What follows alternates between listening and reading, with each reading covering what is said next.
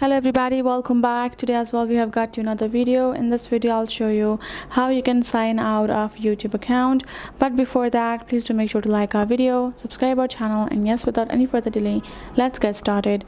So to do that, it's a very easy process, so make sure you watch the video till the end. And here we go. Now what we're going to do is we're going to simply go ahead, open up our YouTube app, and we will be at the home section, right, originally. So from over here we're going to navigate to our profile at the bottom right, and we're going to go back from over here, this playlist, and we're going to again go back to our home section, our profile section.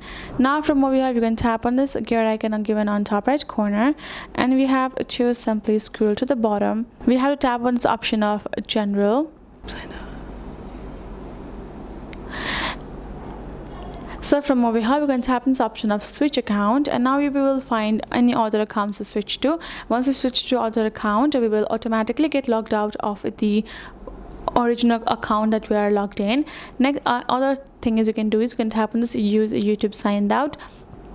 Once you have tap on that, you will be signed out of your account like that, and you're good to go. So hope this video helped. Thank you so much for watching. I'll see you guys in our next video.